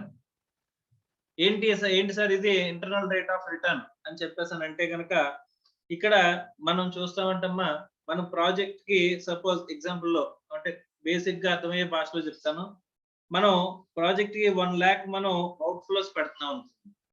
మనం టోటల్ గా అవుట్ ఫ్లోస్ ఎంత, 1 lakh. అంటే ఏ ఇయర్ లో, 0 ఇయర్ లో మనం 1 lakh ఇన్వెస్ట్మెంట్ పెడుతున్నామంట. దీని నుంచి మనకి ప్రాజెక్ట్ లో first year, second year, third year, fourth year, fifth year ఇలా 5 years నాకు రిటర్న్స్ వస్తాయంట. ఓకే, సో ఇక్కడ 20,000, 30,000, 40,000, 50,000 అండ్ 60,000 ఇలా మనకి రిటర్న్స్ వస్తుంటే గనక ఈ ప్రాజెక్ట్ లో నాకు వస్తున్న టోటల్ రిటర్న్ ఎంత అంటే, నేను ₹1,00,000 ఇన్వెస్ట్ చేస్తే ఎవ్రీ ఇయర్ నాకు ఎంత వస్తున్నాయంటమ్మా, ఇలా డిఫరెంట్ అమౌంట్స్ వస్తున్నాయంట. ఓకే, ఇప్పుడు ఈ ప్రాజెక్ట్ లో ఇన్బిల్ట్ గా ఉన్న రేట్ ఆఫ్ రిటర్న్ ఎంత అని చెప్పేసి తెలుసుకునే కాన్సెప్ట్ ని ఏమంటారంటమ్మా, IRR, internal rate of return. Okay, so ఆ internal rate of return concept లోనే ఇక్కడ మనం ఈ implicit rate of interest rate అనేది కూడా మనకి కవర్ అవుతుందండి. సో ఇది ఐడెంటిఫై చేయాలంటే ఇక్కడ మనం ఏం చేయాలంటేనమ్మా, ఇక్కడ మనకున్న ఇక్కడ మనకి వచ్చిన ఇవన్నీ క్యాష్ ఇన్ఫ్లోస్, వీటిని ఏమంటామంటే క్యాష్ ఇన్ఫ్లోస్. మనం ఇన్వెస్ట్మెంట్ అంతా కూడా అవుట్ ఫ్లో కింద తీసుకుంటాం అమ్మా. ఏం తీసుకుంటాం? అవుట్ ఫ్లో కింద తీసుకుంటాం. ఇవన్నీ కూడా ఏం చేస్తాం? ఇన్ఫ్లోస్ కింద మనం మాట్లాడతాం. ఇటువి ఇన్ఫ్లోస్, ఇదేంటిది అవుట్ ఫ్లో. ఈ ఇన్ఫ్లోస్ ని మనం like trial and error method లో మనం డిఫరెంట్ రేట్స్ దగ్గర మనం ఏం చేసుకుంటూ వెళ్ళాలంట? డిస్కౌంట్ చేసుకుంటూ వెళ్ళాలి. సపోజ్ 10% దగ్గర, 20% రేట్ ఆఫ్ రిటర్న్ దగ్గర ఇలా డిస్కౌంట్ చేసుకుంటూ వెళ్ళాలంట. ఇలా డిస్కౌంట్ చేసుకున్నప్పుడు ఈ క్యాష్ ఫ్లోస్ యొక్క ప్రెసెంట్ వాల్యూస్ ని టోటల్ చేస్తే present value of some of present values of cash inflows at discount rate 20% దగ్గర కనుక చేస్తే ఎగ్జాంపుల్ వాటిని అవి ఎంతకి ఈక్వల్ అయినాయి అంట? సపోజ్ 1 lakh వచ్చింది అనుకోమ్మా, which is equal to the outflow, present value of outflow వచ్చింది అనుకోమ్మా. అప్పుడు దాన్ని ఏమంటారంటమ్మా, ఇక్కడ ఐఆర్ఆర్ ఎంత ఉన్నట్టు? 20% రేట్ దగ్గర మనకి రిటర్న్ అనేది వస్తున్నట్టు అంట. అంటే ఈ క్యాష్ ఫ్లోస్ ని మనం ఏ రేట్ దగ్గర డిస్కౌంట్ చేస్తే ఆ డిస్కౌంట్ చేసిన తర్వాత వచ్చిన present some of present value of cash flows, అంటే ఇక్కడ ప్రెసెంట్ వాల్యూస్ తీసుకుంటాం కదమ్మా, ప్రెసెంట్ వాల్యూ డిస్కౌంట్ చేయడం అనే కదా ప్రెసెంట్ వాల్యూ తీసుకురావడం అంటే. ఇప్పుడు 20,000 ని ఎంత తీసుకురావాలి? 0 ఇయర్ తీసుకురావాలి. 30,000 ని 0 ఇయర్ కి, 40,000 ని 0 ఇయర్ కి, 50,000 ని 0 ఇయర్ కి, 60,000 ని 0 ఇయర్ కి, ఇలా ప్రతి వాల్యూని ఫ్యూచర్ వాల్యూని ఏ రేట్ ఏ వాల్యూ తీసుకురావాలంట? 0 ఇయర్ కి తీసుకురావాలంట. అప్పుడు 0 ఇయర్ లో అవుట్ ఫ్లోస్ ఉంటాయి, 0 ఇయర్ లో ప్రెసెంట్ వాల్యూ. ఇప్పుడు ఈ ఫ్యూచర్ వాల్యూస్ అన్నిటి ఏ వాల్యూ తీసుకొచ్చేసామమ్మా? ప్రెసెంట్ వాల్యూకి తీసుకొచ్చేసాం, అవునా? సో 0 ఇయర్ లో మనకి ఏముంటాయంట? ఇన్ఫ్లోస్ కూడా ఉంటాయి. తెలుస్తుందా తెలీదా? ఇప్పుడు ఈ ఫ్యూచర్ వాల్యూస్ అన్నిటిని ఒక రేట్ దగ్గర, ఐఆర్ఆర్ అనే ఒక రేట్ దగ్గర మనం ఏం చేస్తా ఉంటామా? ఐఆర్ఆర్ అనే ఒక రేట్ దగ్గర మనం డిస్కౌంట్ చేస్తాం. డిస్కౌంట్ చేస్తే అవుట్ ఫ్లోస్ ఇన్ఫ్లోస్ ఏమవుతాయంట? ఈక్వల్ అవుతాయి. ఏమవుతాయి? ఈక్వల్. సార్ ఇక్కడ future values first year, second year, third year, fourth year, fifth year అని చెప్పేసి ఉన్నాయి కదా సార్. వాటన్నిటిని కూడా మనం ఎందులో తీసుకొచ్చామమ్మా? 0 ఇయర్ లో తీసుకొచ్చాం. 0 ఇయర్ లో తీసుకొచ్చి అన్నిటిని కలిపేస్తాం. ఈ 5 ఇయర్స్ నుంచి వచ్చిన క్యాష్ ఫ్లోస్, క్యాష్ ఇన్ఫ్లోస్ ని ప్రెసెంట్ వాల్యూ తీసుకొచ్చి ఆ present value of cash flows ని ఏం చేస్తాం? సమ్మేషన్, టోటల్ చేస్తామంట. మా అర్థమైందా?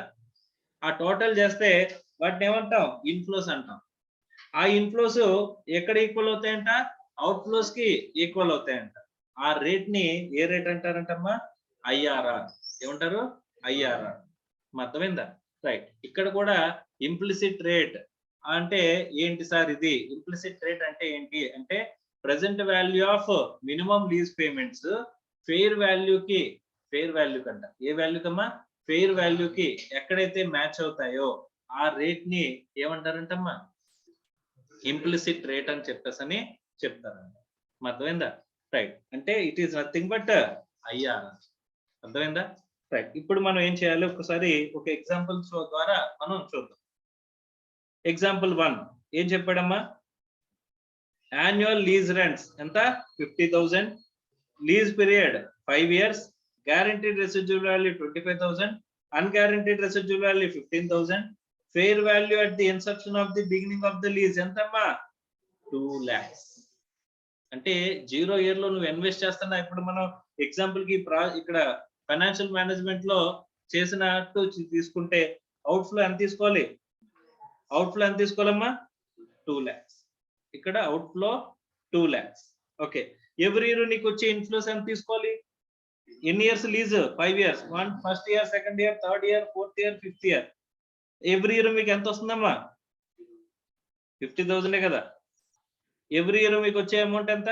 50,000. ఓకే.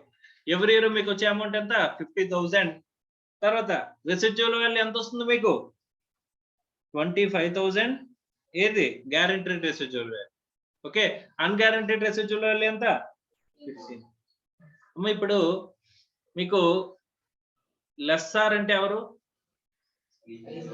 ఇచ్చేవాడు. వాడే కదా అసెట్ కొని మీకు లీజ్కి ఇస్తున్నాడు. వాడు అసెట్ ఎంత కొంటున్నాడు? ఈ రోజున్న మార్కెట్ వాల్యూకే కదా కొంటున్నాడు. 2 లక్షలకే కదా కొన్నాడు. అంటే ఆడు అవుట్ఫ్లో ఎంత? 2 lakhs. వాడికి వచ్చే ఇన్ఫ్లోస్ ఏంటి? ఎవ్రీ ఇయర్ వాడికి వచ్చే 50,000 లీజ్ రెంట్. అది కాకుండా లాస్ట్ ఇయర్ లో మనకి గ్యారంటీడ్ రెసిడ్యువల్ వాల్యూ వస్తుంది, అన్గ్యారంటీడ్ రెసిడ్యువల్ వాల్యూ కూడా వస్తుంది మనకి. అవునా? అంటే వాడే కదా ప్రాజెక్ట్ ఇన్వెస్ట్ చేసింది. వాడికి వచ్చే రిటర్న్ పాయింట్ ఆఫ్ వ్యూలో గ్యారంటీడ్ అన్గ్యారంటీడ్ రెండు కూడా వాల్యూసే కదమ్మా. అది ఏ ఇయర్ లో వస్తాయి? 5th ఇయర్ లో వస్తాయి. అంతే కదమ్మా. ఇది కూడా 5th ఇయర్ లోనే వస్తాయి. అర్థమైందా? ఇక్కడ మనం ఏం చేయాలంటేనమ్మా, ఈ క్యాష్ ఇన్ఫ్లోస్ ని దేనికి ఈక్వేట్ చేయాలి? 2 lakhs కి ఈక్వేట్ చేయాలి.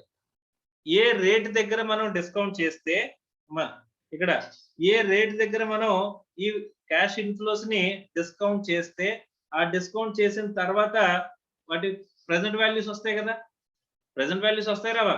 ఆ ప్రెసెంట్ వాల్యూస్ ని కలిపేయండి. Sum of present values of cash inflows అర్థమవుతుందా? ఈక్వల్స్ టు ఏమవ్వాలి? క్యాష్ అవుట్ఫ్లో అంటే ఇక్కడ ఏంటి? 2 lakhs ఏమన్నాం? Fair value. ఈక్వల్స్ ఏమనాలి? ఫెయిర్ వాల్యూ వచ్చిందో ఆ డిస్కౌంట్ రేట్ ని ఏమంటున్నాడమ్మా? Implicit rate. What is the implicit rate అని చెప్పేసానంటే మనం ఇక్కడ డిస్కౌంట్ రేట్ ని ఐడెంటిఫై చేయాలి. సార్ డిస్కౌంట్ రేట్ ని ఎలా ఐడెంటిఫై చేస్తాం అంటే, ఏ రేట్ దగ్గర డిస్కౌంట్ చేస్తే ఈ cash flows present value of cash out flows కి అంటే ఫెయిర్ వాల్యూకి ఈక్వల్ అవుతుందో తెలుస్తుందా అంటే తెలియదు. దానికోసం మనం ఏం చేయాలి? Trial and error method. ఏం చేయాలమ్మా? Trial and error method. Okay. So suppose 10% rate దగ్గర డిస్కౌంట్ చేయండి.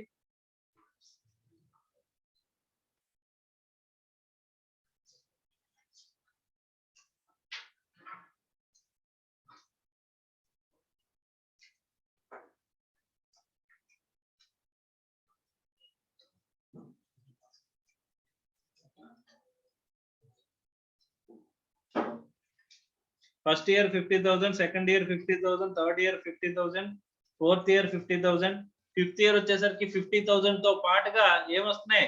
గ్యారంటీడ్, అన్గ్యారంటీడ్. టోటల్ కలిపి ఎంత? 25 + 15 + 50 అంటే ఎంతమ్మా? 90 తీసుకుంటున్నాను డైరెక్ట్ గా. అర్థమైందా? ఫర్ క్యాలిక్యులేషన్ ఈజీ చేసుకోవడానికి. ఇక్కడ మనకి ఏమేమి వస్తాయి? 50,000 ఎవ్రీ ఇయర్ వచ్చేది, ప్లస్ 25,000 గ్యారంటీడ్, ప్లస్ 15,000 అన్గ్యారంటీడ్. 10% రేట్ దగ్గర డిస్కౌంట్ చేస్తే ఎంతమ్మా? 2,14,376. ఓకే. అలాగే 15% దగ్గర చేయండి.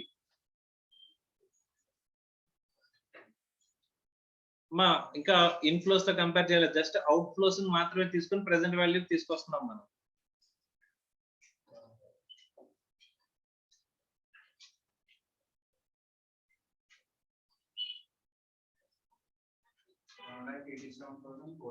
$1,87,494.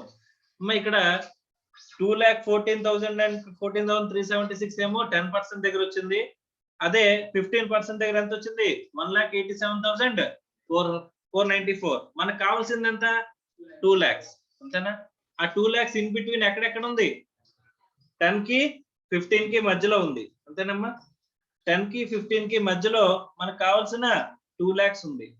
ఓకే, అర్థమైందమ్మా? So let us start with, ఎక్కడితో స్టార్ట్ చేద్దాం? 10% నుంచి వెళ్దాం. ఓకే. సో ఇక్కడ 10 కి 15 కి మధ్య గ్యాప్ ఎంతమ్మా? 5%. అంతేనా? ఈ 5% కి ఈ cash present value cash flows లో ఎంత డిఫరెన్స్ వస్తుంది? 26,882. 26,882 అంట. అర్థం అవుతుందా? Is it clear or not? 26,882 ఏదైతే ఉంటుందో ఇది ఎంతకి పర్సెంటేజ్ కి? 5% కి 26,882. మనకి కావాల్సిన చేంజ్ ఎంత?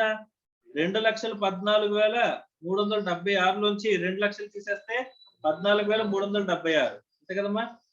14,376 కి ఎంత పర్సంటేజ్? మనకి 10% ప్లస్ ఏం తీసుకోవాలి?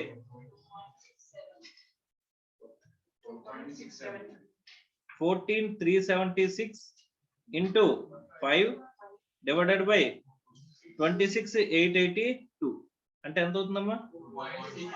2.67 అంటే టోటల్ ఎంతమ్మా? 12.67. ఇంప్లిసిట్ రేట్ ఆఫ్ ఇంట్రెస్ట్ అంటే ఎంత? 12.67. అర్థమైందమ్మా?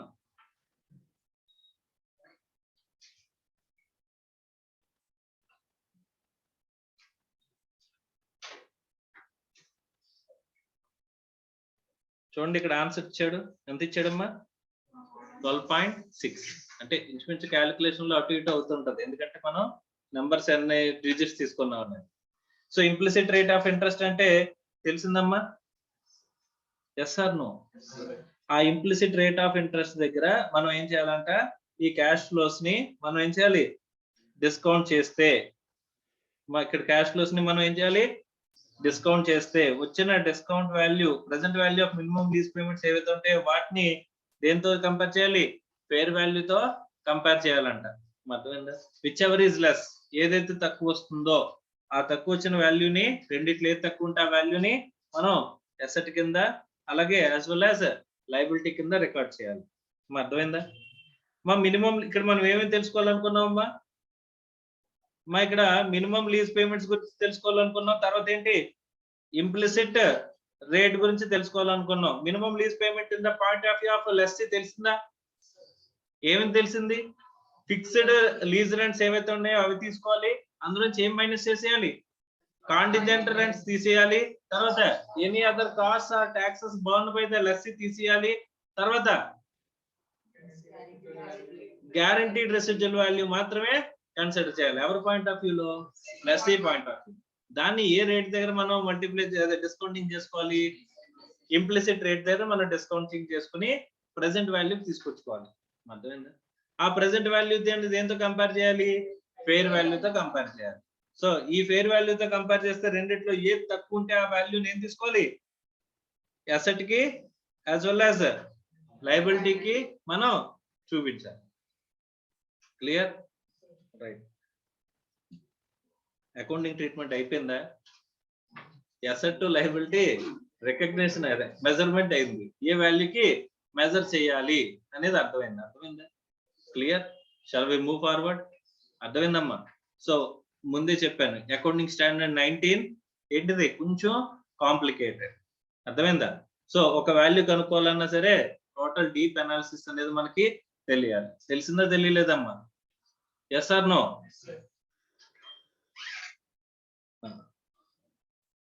ఓకే సార్, మెజర్మెంట్ తెలిసింది, ఇనీషియల్ మెజర్మెంట్ తెలిసింది. మనకేం తెలిసింది? ఇనీషియల్ గా లెస్సీ బుక్స్ లోనే, లెస్సర్ బుక్స్ లో, లెస్సీ బుక్స్ లో అసెట్ ని లయబిలిటీని ఏ వాల్యూకి క్రియేట్ చేయాలనే విషయం మనకు తెలిసింది. ఒకే వాల్యూ క్రియేట్ చేయాలా, రెండు వాల్యూస్ రికార్డ్ చేయాలా? అసెట్ లయబిలిటీ ఒకే వాల్యూకి ఉండాలమ్మా. ఇప్పుడు ఏ కాన్సెప్ట్ ప్రకారం? మ్యాచింగ్ కాన్సెప్ట్ ప్రకారం. ఓకేనా?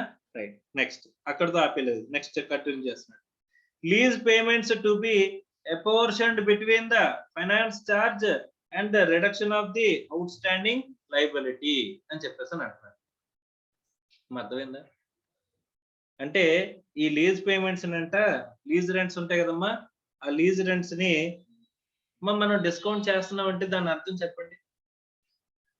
మనం డిస్కౌంట్ చేస్తున్నాం అంటే అందులో ఏమి ఇంక్లూడ్ అయినట్టు? ఇంట్రెస్ట్ రేట్ అనేది ఇంక్లూడ్ అయినట్టే కదా, అవునా కదా?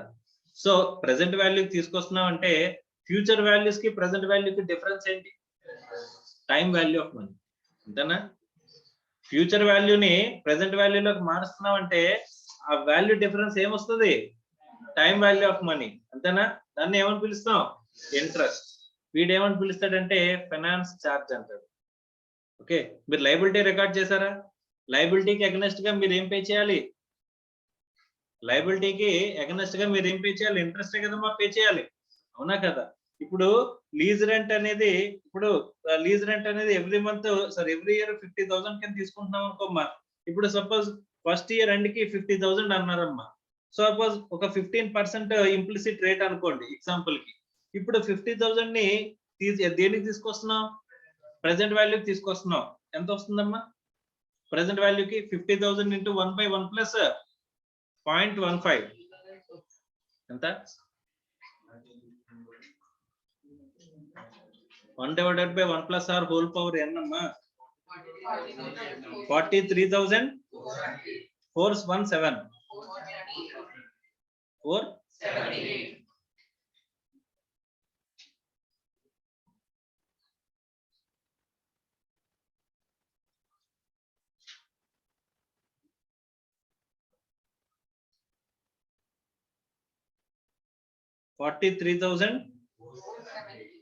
478. అమ్మా ఇక్కడ మీకు ఫస్ట్ ఇయర్ ఎండ్ కి వచ్చే అమౌంట్ ఎంత? 50,000.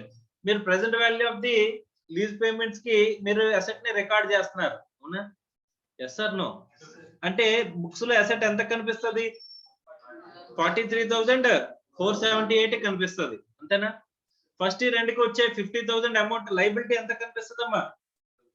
లైబిలిటీ మీ బుక్స్ లో ఎంత కనిపిస్తుంది? Liability as well as asset ఒకే ఇయర్ లీజ్ అమ్మా. ఒకే ఇయర్ లీజ్ మీకు ఇచ్చింది, ఒకే ఇయర్ లీజ్, ఇంప్లిసిట్ రేట్ 15% అనుకుంటే ఇప్పుడు మీకు 43,478 అనేది మీకు ఎప్పుడు వస్తుంది? ప్రెసెంట్ వాల్యూ వచ్చింది అనుకోండి. ఫేర్ వాల్యూ వచ్చేసరికి 45,000 అనుకోండి. బుక్స్ లో ఎంత రికార్డ్ చేస్తామమ్మా? Asset account debit to lessor account అని చెప్పేసి బుక్స్ లో ఎంత రికార్డ్ చేస్తారు? 43,478 కే కదా రికార్డ్ చేస్తారు. నార్మల్ గా ఫేర్ వాల్యూ వచ్చేసరికి ఈ రోజున ఫేర్ వాల్యూ 45,000 అంట. 45,000 కానీ present value of minimum lease payment కానీ, అంతే కదమ్మా? విచ్ ఎవర్ ఈజ్ లెస్ అంటే ఎంత రికార్డ్ చేస్తారు? 43,478. మీ లైబిలిటీ ఎంత రికార్డ్ అయింది? 43,478, అంతేనా? Yes or no? దాని తర్వాత నెక్స్ట్ ఫస్ట్ ఇయర్ ఎండ్ వచ్చిందమ్మా, మీకు లీజ్ పేమెంట్ వచ్చింది. ఎంత వస్తుంది? 50,000 వస్తుంది, అవునా? 50,000 ఒక ఇయరే లీజ్ అనుకుంటే సపోజ్ ఎగ్జాంపుల్ 50,000 వచ్చింది. 50,000 లో మీరు లైబిలిటీని ఎంత సెటప్ చేస్తారు? 43,478 కదమ్మా లైబిలిటీ సెటప్ అవుతుంది. మరి మిగిలిన డిఫరెన్స్ ఎంత? 6,522 or 32? 22. ఈ 6,522 ఏమవుతుంది? ఇంట్రెస్టే కదా. దీన్ని ఫైనాన్స్ ఛార్జ్ అనొచ్చా? Yes or no? Right. So first year end కి వచ్చే ఎంట్రీస్ చెప్పండి అమ్మా. ఇది 0 ఇయర్ లో మనం వేసుకున్న ఎంట్రీ, ఓకేనా? ఫస్ట్ ఇయర్ ఎండ్ కి వచ్చే ఎంట్రీ చెప్పండి. డబ్బులే కదా వస్తాయి మీకు. Bank account debit. ఏంటది? Bank account debit. మీకు డబ్బులు వస్తాయా? మీరు ఇస్తారా? లెస్సార్ అకౌంట్ లో కదమ్మా వచ్చేది. నేను లెస్సీ బుక్స్ లో అసెట్ రికార్డ్ చేయడం గురించి చెప్తుంటే నేను ఏం చెప్తే దానికి ఓకెట్టడమే. ఏం చెప్పాలి? Two bank by bank account debit?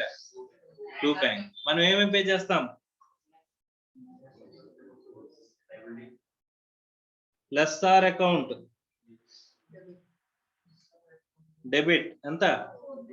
43,478. Two bank ఎంత పే చేస్తాం? 50,000. ఇదంతా లెస్సీ బుక్స్ లోనే కదమ్మా మనం చేస్తుంది. సో 50,000 టూ బ్యాంక్ అని పే చేసాం, ఓకే? సో ఇక్కడ 43,478 ఏమైంది? 43,478 ఏంటి? లైబిలిటీ. లైబిలిటీ క్లోజ్ అయిపోయింది. బ్యాలెన్స్ ఎంత? 6,522. ఏమవుతుంది ఇది? దీన్ని ఏమనాలి? Finance charge account debit. So lessor account debit, finance charge account debit to bank అని చెప్పేసి రాసుకుంటాం. అంతేనమ్మా? Yes or no? Yes or no? Yes. So తర్వాత ఈ ఫైనాన్స్ ఛార్జ్ అకౌంట్ ఎక్కడికి వెళ్ళిపోద్ది? P&L account. ఎక్స్పెన్సే కదమ్మా మనకి. ఎంట్రీ ఏంటి చెప్పండి? P&L account debit to finance charge. ఎంత? 6,522. అంతేనా? లైబిలిటీ క్లోజ్ అయిపోయింది, అలాగే ఇంట్రెస్ట్ కూడా P&L కి ఛార్జ్ అయిపోయింది. క్లియర్? Yes or no? సో ఇప్పుడు మనకి కావాల్సింది ఏంటంటే వచ్చే 50,000 ని మనం ఎలా బైఫర్కేట్ చేయాలి? ప్రతి 50,000 అంటే ప్రతి లీజ్ రెంట్ ని మనం ఎలా బైఫర్కేట్ చేయాలి? అందులో కొంత ఇంట్రెస్ట్ పోర్షన్ ఉంటది, కొంత రీపేమెంట్ ఉంటది, అంతేనా? లయబిలిటీ రీపేమెంట్ ఉంటది. So we have to split between every lease rent should be split between interest portion as well as liability payment. Split చేయాలా అవసరం లేదా? చేయాలి కదమ్మా. చేస్తేనే కదా ఈ ఎంట్రీ పాస్ చేసుకోగలం మనం, అంతేనా? లయబిలిటీ ఎంత తగ్గాలి, ఫైనాన్స్ ఛార్జ్ ఎంత రావాలి? Is it clear or not? Every installment, every lease payment should be bifurcated to interest, finance charge as well as liability. Bifurcate చేయాలా అవసరం లేదా? రైట్. అలా బైఫర్కేట్ చేసిన దాన్ని ఏం చేస్తాం?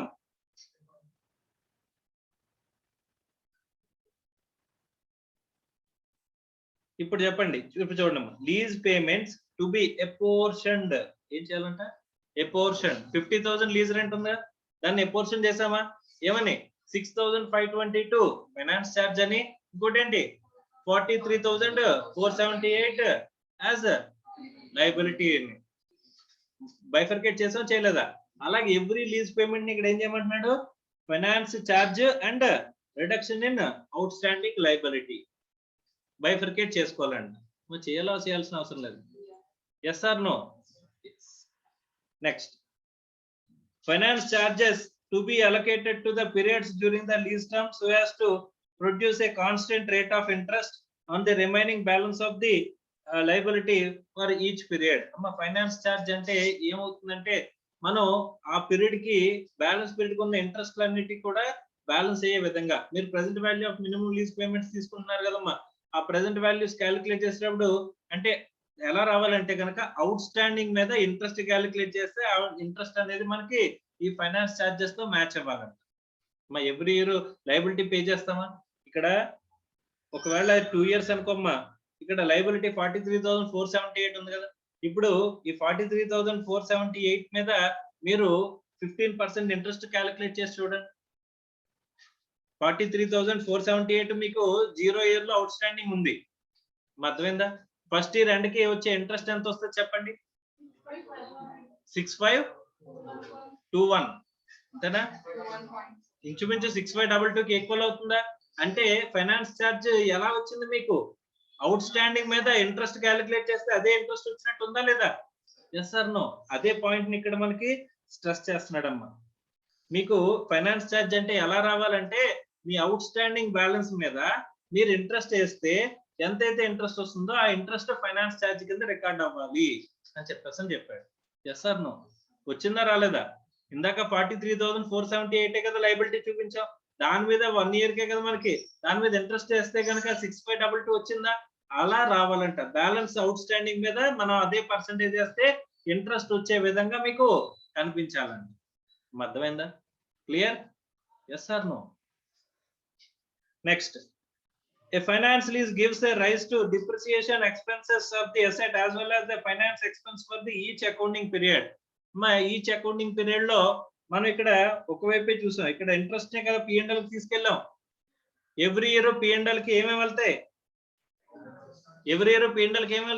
ఇక్కడ అసెట్ క్రియేట్ చేసాం కదా, కాబట్టి అసెట్ మీద డిప్రిసియేషన్ కూడా వెళ్ళాలా? P&L చూసుకుంటే P&L లో ఫైనాన్స్ లీజ్ లో మనకి ఏం కనిపిస్తుందంట? లెస్సీ బుక్స్ లో ఫైనాన్స్ లీజ్ లో ఇటువైపు ఏమో డిప్రిసియేషన్ కనిపిస్తుంది, ఇంకోటి ఏంటి ఫైనాన్స్ చార్జ్. ఈ రెండు కనిపించాలండి, ఈ రెండు చార్జ్ అవ్వాలండి. ఎందుకు? అసెట్ రికార్డ్ చేసాం కాబట్టి డిప్రిసియేషన్, లయబిలిటీ రికార్డ్ చేసాం కాబట్టి ఫైనాన్స్ చార్జ్. మన లయబిలిటీ మీద మనం ఇంట్రెస్ట్ పే చేయాలా? లయబిలిటీ మీద ఫైనాన్స్ చార్జ్ పే చేసినట్టు, అసెట్ మీద డిప్రిసియేషన్ క్లెయిమ్ చేసినట్టు రెండు కూడా P&L లో కనిపించాలంట. అర్థమైందా? వస్తాయి రావా? దీని తర్వాత ఎంట్రీ ఏమొస్తుంది? ఇక్కడ మనకి డిప్రిసియేషన్ వస్తుంది కదమ్మా. అసెట్ మీద డిప్రిసియేషన్ చేస్తామా? Depreciation account debit to asset account. ఈ డిప్రిసియేషన్ ఎక్కడ తీసుకెళ్తాం? P&L account debit to depreciation. అంటే ఏమేమి వెళ్ళి P&L కి depreciation as well as finance charge వెళ్ళినదా? Yes or no? Finance lease gives rise to depreciation expenses of the asset as well as finance expenses for each accounting period. depreciation policy for a leased asset should be consistent with the depreciable asset which are owned, and the depreciation recognized should be calculated on the basis of the set out in AS 10. మా AS 10 లో depreciation ఎలా మాట్లాడుకున్నాం, useful life of the asset ని base చేసుకుంటే మనం depreciate చేస్తాం అనుకున్నాం కదా. అదే పాలసీని ఈ లీజ్డ్ అసెట్ అయినా సరే అలాగే ఫాలో అవ్వాలండి. మన ఓన్డ్ అసెట్ అయినా లీజ్డ్ అసెట్ అయినా డిప్రిసియేషన్ అనేది ఏ స్టాండర్డ్ ప్రకారం వెళ్ళాలి. అకౌంటింగ్ స్టాండర్డ్ 10 లో మనకి డిప్రిసియేషన్ ఎలాగైతే చెప్పారో అలాగే వెళ్ళాలి అని చెప్పేసి చెప్తున్నాడు. ఏ అకౌంటింగ్ స్టాండర్డ్ 10 లో డిప్రిసియేషన్ కి ఏ పాలసీ చెప్పారు అంటే based on useful life of the asset మనం డిప్రిషియేట్ చేయాలి అని చెప్పారు. అదే థింగ్ మనం కంటిన్యూ చేస్తాం. Clear? Yes or no?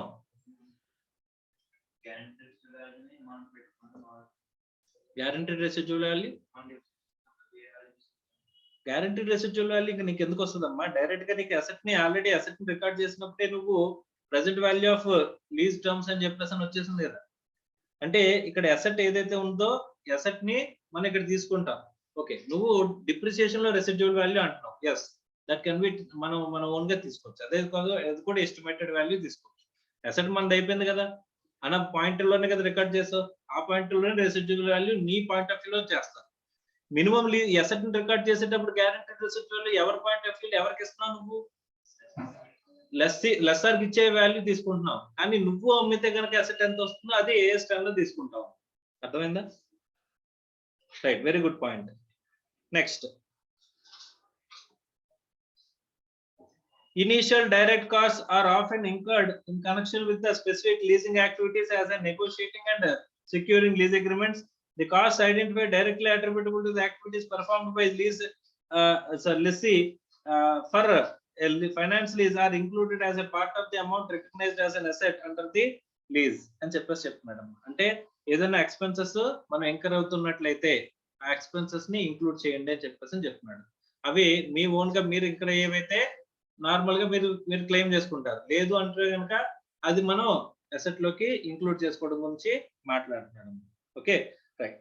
Next, so computation of interest rate implicit on lease, ఇది ఆల్రెడీ మనం మాట్లాడుకున్నాం కదమ్మా. Yes or no? సో దాని మీద ప్రాబ్లం కూడా చేసాం కదా. Clear or not? Right. So ఇంకా మనకి ఎవరి బుక్స్ లో మనకి ఇదైందమ్మా, ఫైనాన్స్ లీజ్ కంప్లీట్ అయింది. ఫైనాన్స్ లీజ్ ఎవరి బుక్స్ లో కంప్లీట్ అయింది? లెస్సీ బుక్స్ లో కంప్లీట్ అయింది. ఇంకా మనకి ఎవరున్నారు? లెస్సార్ బుక్స్ లో కంప్లీట్ అవ్వాలి. ఆ తర్వాత ఆపరేటింగ్ లీజ్ చూడాలి. Operating lease is a very simple accounting treatment. ఇంత కాంప్లికేషన్ ఏం ఉండదు. ఏం చేస్తాం? సింపుల్ గా ఎక్స్పెన్స్ ఏమో ఎవరికి? లెస్సీకి. లెస్సార్ కేమో ఇన్కమ్. లీజ్ రెంట్ ఏమో ఎక్స్పెన్స్ కింద తీసుకుంటాం వీడికి, వాడికేమో లీజ్ రెంట్ ని ఇన్కమ్ కింద తీసుకుంటాం. Very simple accounting treatment for operating lease. ఇంకా ఎవరి బుక్స్ లో చూడాలి మనం? ఫైనాన్స్ లీజే ఎవరి పాయింట్ ఆఫ్ వ్యూ లో? లెస్సార్ పాయింట్ ఆఫ్ వ్యూ లో చూడాలి. ఆ తర్వాత సేల్ అండ్ లీజ్ బ్యాక్ అనే ఒక చిన్న కాన్సెప్ట్ చూస్తే అక్కడితో మనకి AS 19 కంప్లీట్ అయిపోతుంది. సో ఫార్ ఇందులో ఉన్న టర్మ్స్ అన్ని కూడా మనకి ఏమవ్వాలి? ఫెమిలియరైజ్ అవ్వాలమ్మా. మీరు చాలా ఫెమిలియర్ గా ఉండాలి ఈ టర్మ్స్ ని. ఈ కొంచెం అంటే ఇప్పటి వరకు చూసిన టర్మ్స్ కాదు. ఓకే, ఆ టర్మ్స్ కి మీరు అలవాటు పడాలి. అర్థమైందా? సో నెక్స్ట్ క్లాస్ లో మనం AS 19 కంప్లీట్ చేస్తాం.